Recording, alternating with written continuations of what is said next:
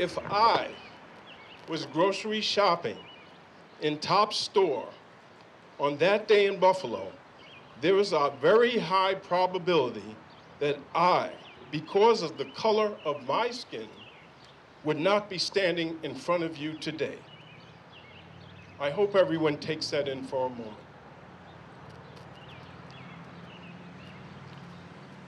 So we must ask the question, again, ask the question, how many senseless shootings will it take before real action is taken to address this hate?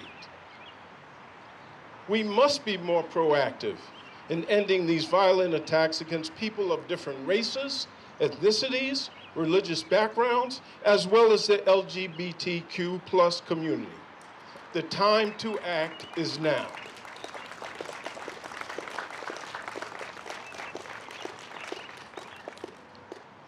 The tragic events in Buffalo have once again brought to the forefront that more must be done related to gun control and to stand up for ignorant and hateful speech and actions that feed intolerance.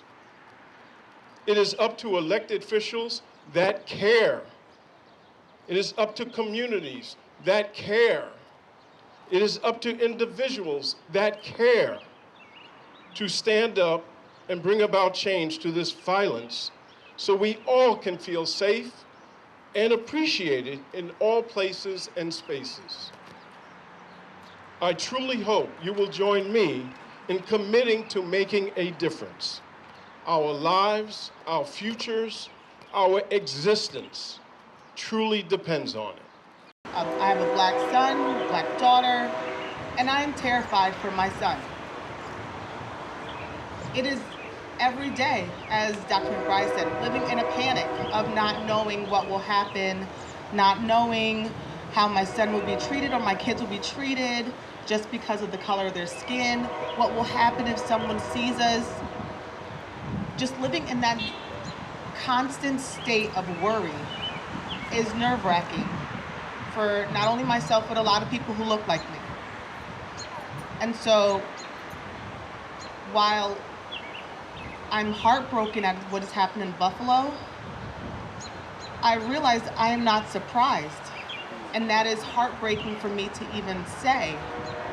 And it's because I feel like we see this all the time. So as we are mourning over the victims of Buffalo, I'm worried about what will happen next week, or the week after, or the week after that, because it seems to be a vicious cycle. So at what point are we as a country going to say enough is enough and we are tired? I have two brothers, and my mother always tells me every day she worries. Even though I'm an established grown man, she knows that there's a possibility that any day she may get a phone call that one of us is not coming back home. No matter how hardworking I am sometimes, how established credentials behind my name, I still will always be considered and looked upon less, to be less. So like my brother over here said, many of us have become desensitized to this because it's our reality. Buffalo is not an anomaly to us. We've seen it happen throughout history and continuously still happening. But then it comes down to the idea of what do we do about it? And today is a representation of that, of us coming together specifically to address this, but also the idea of how do we ensure that no one is invisible? That we see and we celebrate and we acknowledge and we validate each and every one of us for our brilliance, our beauty, and our diversity. That is how we win this fight. I cannot stand by to see one more life taken, whether it's here in Norwalk, whether it's here in Buffalo, whether it's in Minnesota. We need to put a stop to it now. And I tell you, I beg each and every one of you to take that charge yourself personally, and let's take this to D.C. and say we need real gun reform to make sure we don't allow these guns to get into the hands of criminals or folks that have mental illnesses. That's where the problem lies. It's not about reform with just legislation. It's about taking the guns out of the hands and having access to these ammunitions, having access to these guns where they can go and kill our young babies. This has to stop.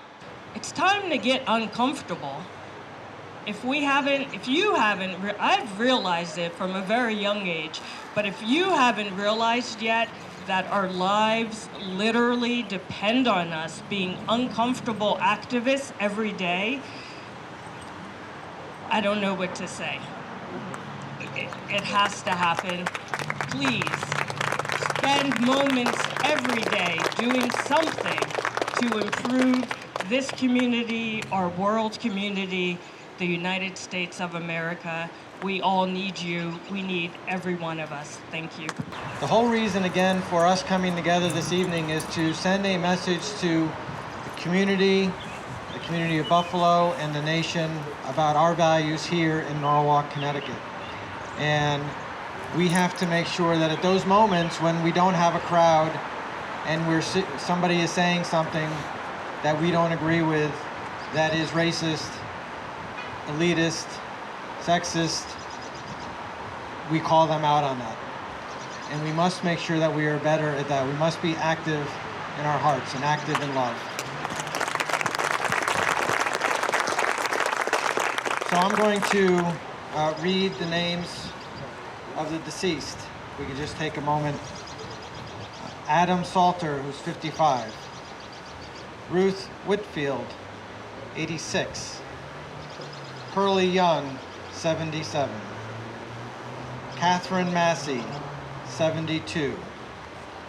Deacon Hayward Patterson, 67. Celestine Cheney, 65. Roberta Drury, 32. Margus D. Morrison, 52. Andre McNeil, 53. Geraldine Taylor, 62. And there are 3 more who are injured. May God bless their souls and their memories, and may this awful event hopefully inspire change in our country.